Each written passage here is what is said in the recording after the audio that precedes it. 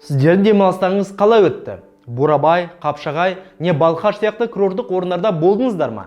Меніңше, қала тұрғындарының көбісі 3 күн демалысты және ыстық ауа райы қолайлығын пайдаланып, бір күн болса да табиғат аясында демалған көрінеді. Армысыздар, бұл қара жәшік, біз бастаймыз.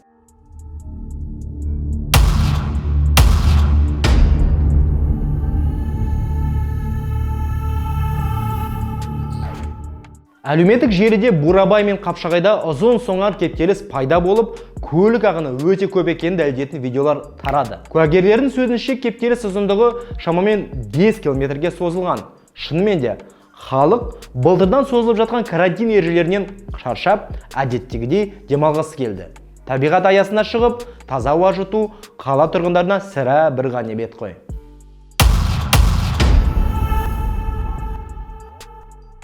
Дегенмен, осы тұрғыда еліміздің өзекті бірнеше мәселесі есіме түсіп тұр. Бұл экологиялық сауаттылық пен елдегі індет жағдайы. Коронавирус жұқтырғандардың саны күнде өзгеріп отырады. Бірақ соңғы уақытта көбею тенденциясы байқалып тұр. Оның бірден-бір шешу жолы адамдардың сақтық шараларын ұстану мен вакцинация. Екпе салу үрдісі болса өте баяу. Билік жоспарлаған межеге жету алыс секілді. Ал қарқынды үдету үшін вакцина салғандарға пәтер, көлік, не басқа бағалы сыйлықтар ұсынамыз дегендерде жайында қалды. Халық вакцина әсеріне не сенер емес, не соншалықты қажеттілік туындамай тұр. Осы тақырып жөнінде бірнеше роликте дайындаған едік.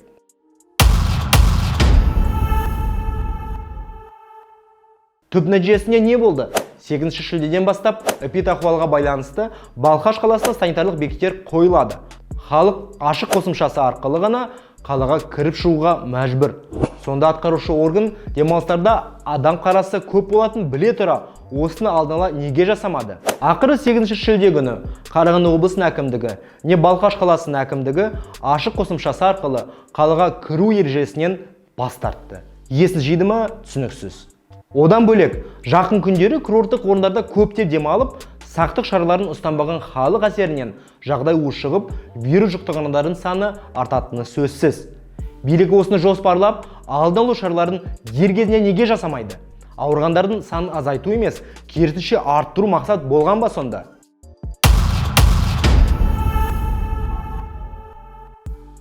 Адам демалыс күні курорттық орындарда демалғаны дұрыс қой.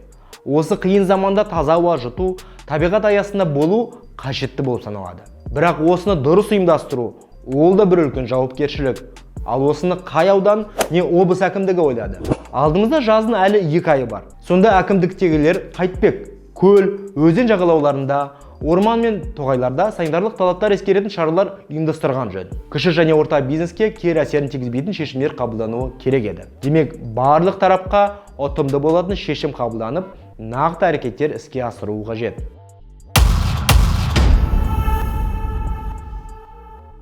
Ал демалыс орындарына келген адамның экологиялық сауаттылық деңгейі төмен болғандықтан, табиғатқа тигізер кері әсері елеулі. Мысалы, сол баяғы Бурабай болсын. Әрбір демалыстан кейін орман мен жағажайлардың қанша тұрмыстық қалдық шығарылады. Бұл масқара ғой.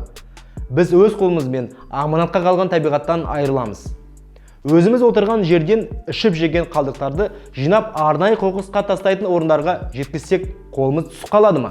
Жоқ әрине. Бірақ оны ойлайтын адам шамалы.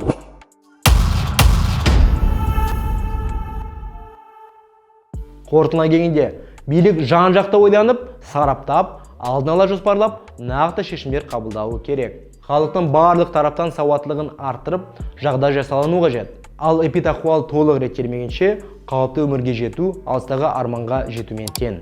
Аман болыңыздар. Каналға жазылып, лайк басып, пікір білдіріңіздер.